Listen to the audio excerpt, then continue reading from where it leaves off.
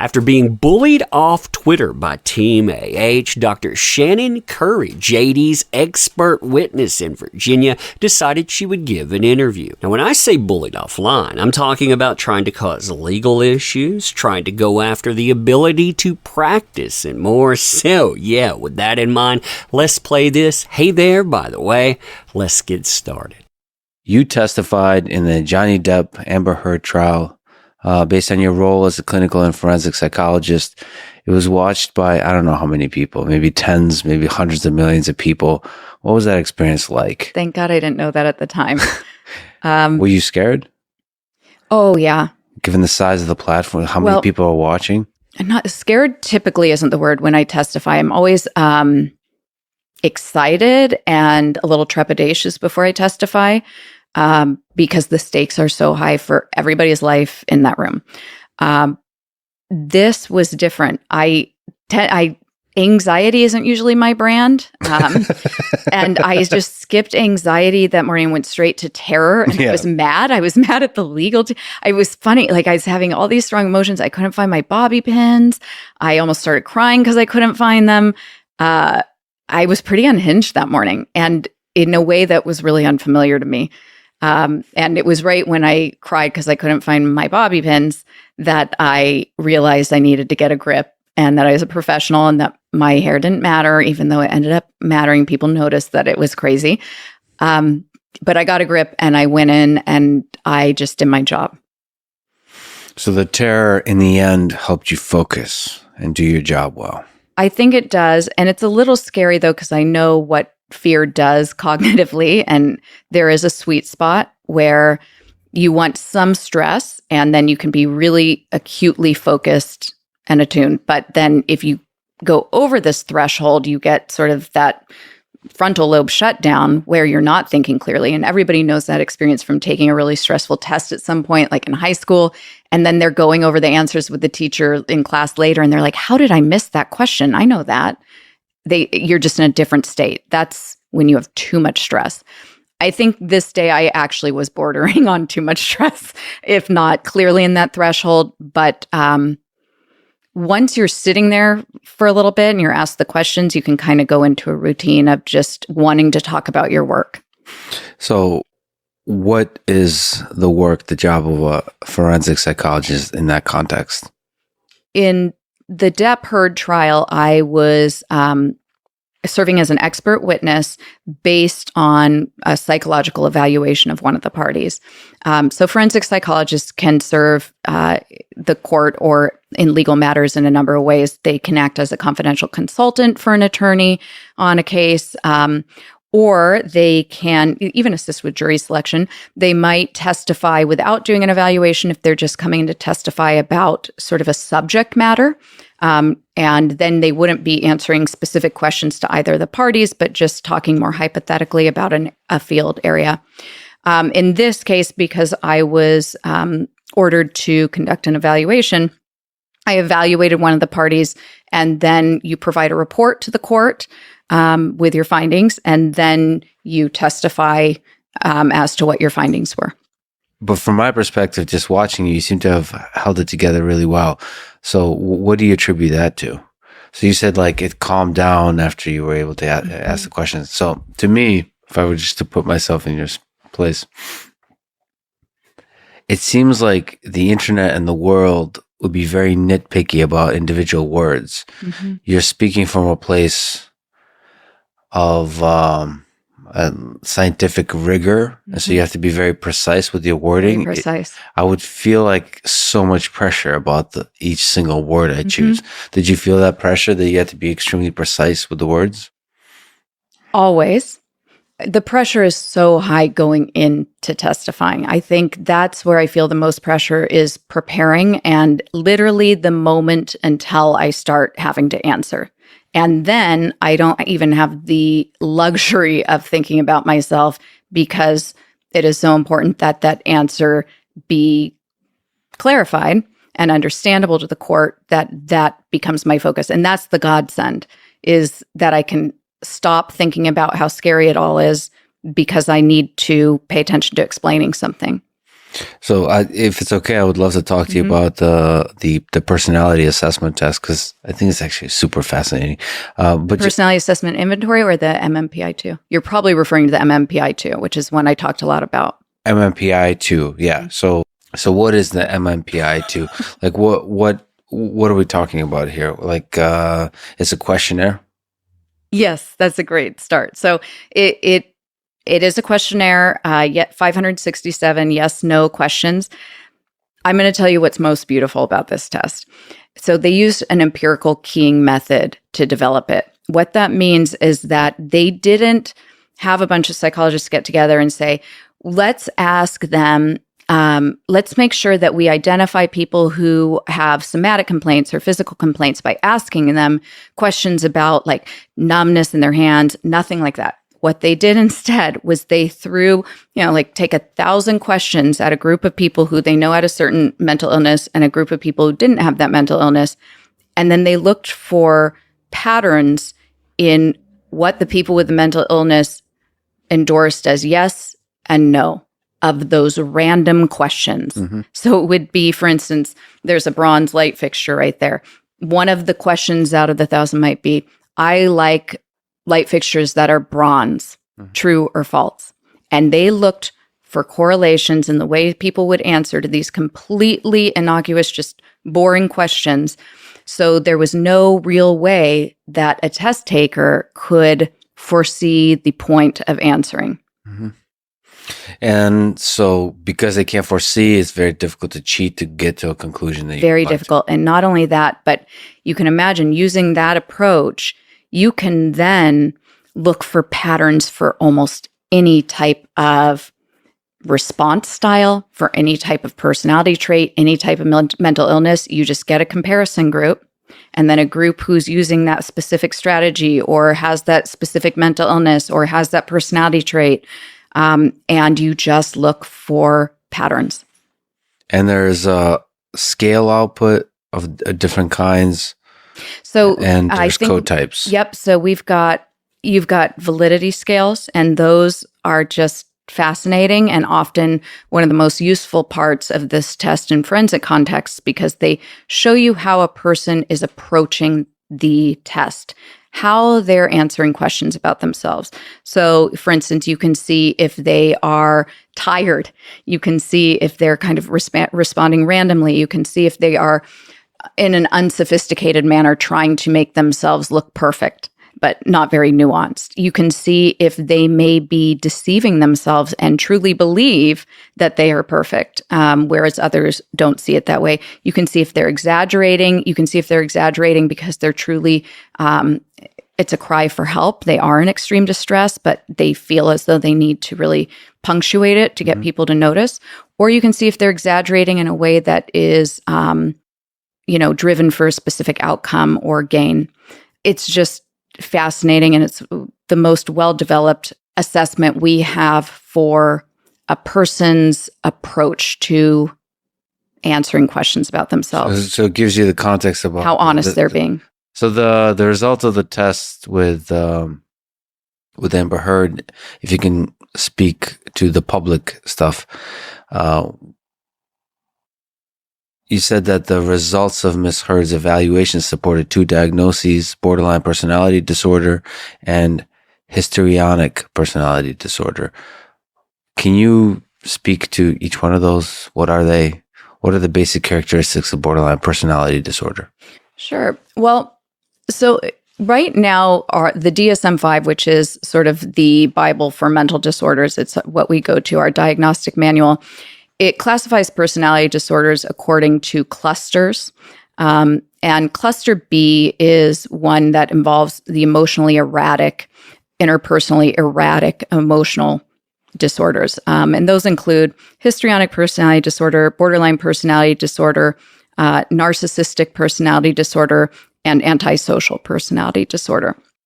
Eventually, there's been some research on this and a lot of support for us eventually moving into a more spectrum type approach to considering personality disorders, where you'd essentially be looking at dysfunction in different domains of somebody's functioning that has persisted over time And again, the really important part is this, it seems to be a stable trait, part of their personality that it's in their interpersonal relationships, it's in how they handle their own life, their own functioning, their mood, and it's not just situation based. It seems to be all areas. I don't love the title histrionic personality disorder. I think its history is it's pretty controversial and there's some misogyny in it. But that all being said, as a servant to the court and somebody who is there to just provide the science as it exists today, my job is to relay, and in this specific case, I was ordered to provide my diagnostic impressions, a diagnosis, and I don't get to decide which diagnosis, whether I like a certain diagnosis or not. Ultimately, if the criteria are met, that diagnosis is given. So as we have it right now with the current personality disorder categories, histrionic personality disorder is probably the most controversial. Some people believe that it is narcissistic personality disorder light, so sort of a less obvious, less malicious version of narcissistic personality disorder. And I think that will probably get sussed out if we do move to a more spectrum-based approach, because then you would be describing sort of a personality disorder, and then you would add the traits to it. So, with issues in interpersonal functioning and et cetera. So you could be a little bit more specific rather than having to just put somebody in a category. So that's where things are moving, you're saying? That's where things are moving. From a clusters-based view of NPD, antisocial personality disorder. To more of a spectrum with personality dysfunction, then you list the traits that are there. And I think that'll be more accurate, especially there's so much overlap between these personality disorders right now, especially cluster B. It is not uncommon for people to have 2 or 3 personality disorders to meet criteria for 2 or 3 at the same time. So speaking about borderline personality disorder and histrionic personality disorder, borderline personality disorder can best be thought of as a disorder of instability and impulsiveness. Emotional instability in a person's self-identity, sense of self, instability in a person's relationships, and then underlying all of this is an intense fear of abandonment. Histrionic personality disorder is more of a disorder of emotionality, dramatics, and attention seeking. Histrionic disorder typically is known for the dramatics, and people who are observing or interacting with somebody with this disorder may even feel themselves almost kind of wanting to turn away. There's a sense of play acting as the person is speaking or engaging with you. Something just feels a little bit disingenuous. And a lot of attention seeking. Similar to borderline personality disorder, you might see with histrionic personality disorder, attempts to manipulate. However, the motivation with histrionic personality disorder is that attention, whereas with borderline personality disorder, the underlying motivation for almost everything is to avoid abandonment. So you'll see frantic attempts to avoid abandonment, frantic attempts to keep people close. And those frantic attempts can be really harmful to the person and to others. To the person themselves. So the fear of abandonment can result in the very thing you're afraid of. Right. And there has been some research also to suggest that that borderline personality disorder has different types as well. And I think this is really important because in my own work, I have encountered many people with borderline personality disorder in my own life, right? And there are different types, right? I'm thinking specifically of a girl I really love who I've worked with for years who is so self-aware about this and endearing, and she owns her shit. I can forgive almost anything if somebody just owns their shit. She might lose her temper. She might lash out. She can be erratic, but she will come back and apologize, own it, and accept full responsibility. And not only that, but identify it and make changes. She doesn't want to be harmful. I adore that about her. I think it's an admirable quality more of us could have.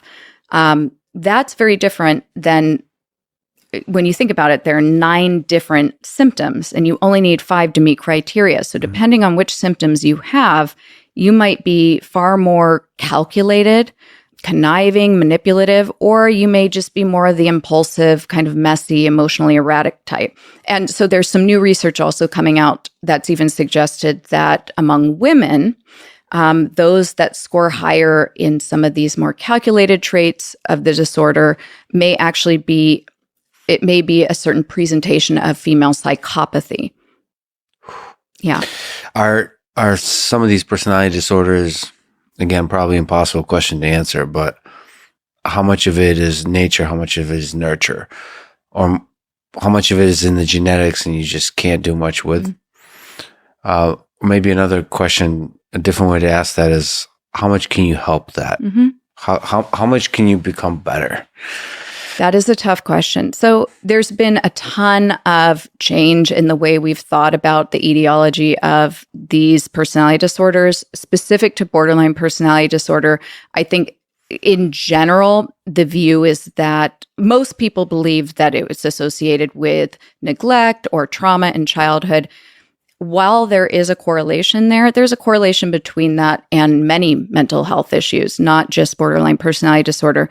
There is evidence to support a genetic basis for this personality disorder. And there are people who have borderline personality disorder that report no childhood trauma or difficulty. And I have seen, sometimes things just happen. So I think it's a mix.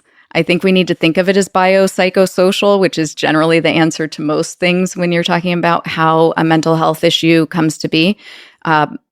I certainly think that in most cases, and here's just me speaking personally again, I think in my own work, in most cases, what I see is that somebody may have some sort of predisposition, then they go through certain life events and learn patterns of behaving that may serve them well as a child in a dysfunctional situation, but end up being very problematic later on.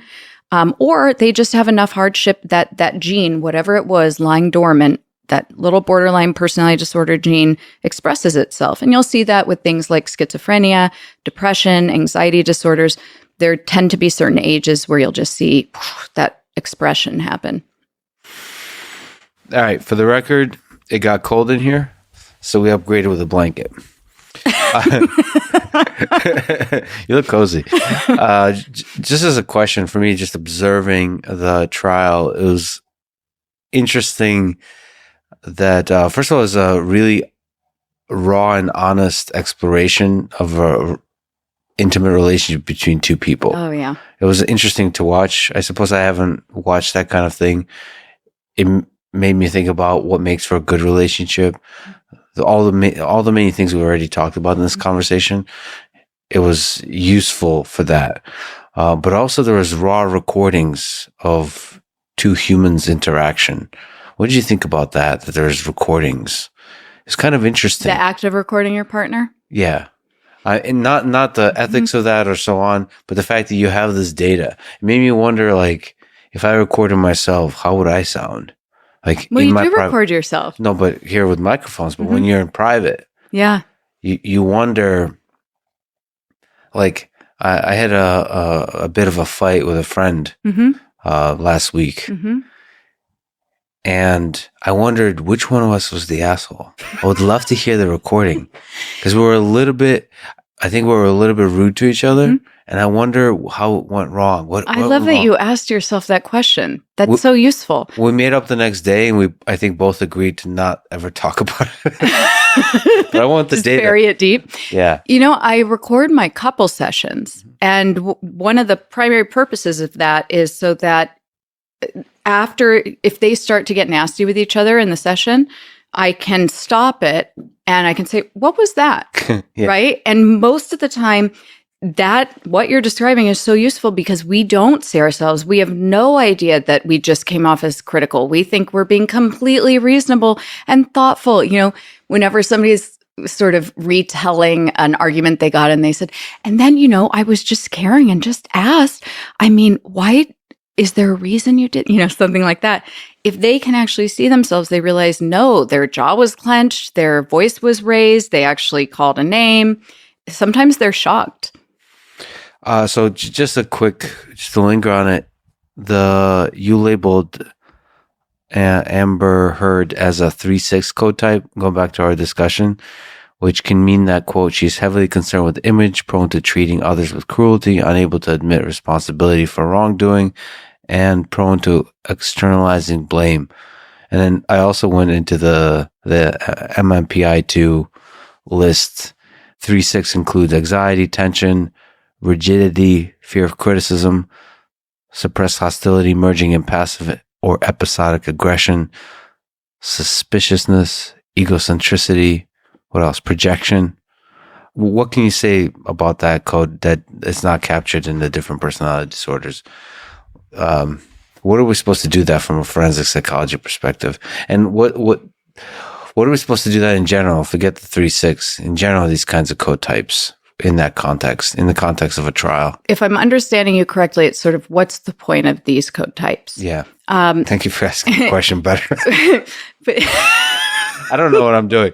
I just actually honestly really find MMPI-2 fascinating. I love that you do. Yeah. I love that you get it, because to me, it's such it's almost unbelievable that humans created it. Mm-hmm. But I think that goes back to that empirical key method of creating something that enabled it to be as robust as it is, and something that is very difficult to beat, if not impossible. But the code types really, so it depends on, in any forensic case, what really matters is the psycho-legal question. So what is the legal question? And then what is the psychologist's responsibility in assisting with whatever question they're being asked? And there's some questions we can't answer, some that we can. You don't always need to provide a diagnosis when you're asked to provide a report. It depends on the jurisdiction. It depends on the statute. Some jurisdictions actually require a diagnosis. In this case, I was asked to provide a diagnosis. So when I'm considering a diagnosis, you're integrating multiple different sources of information. You're integrating an examinee's self-report.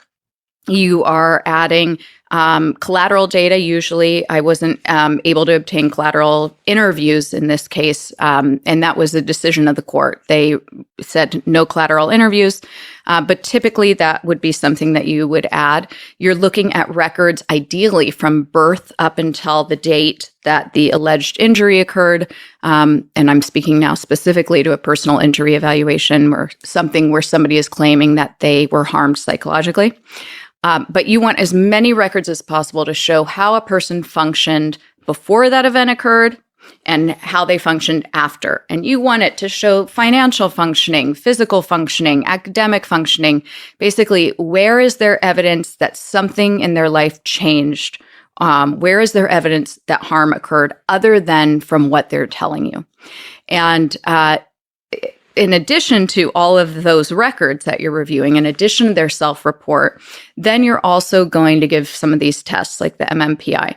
So the code types are really that strength of the MMPI-2. It gives you really nuanced information about a person's personality.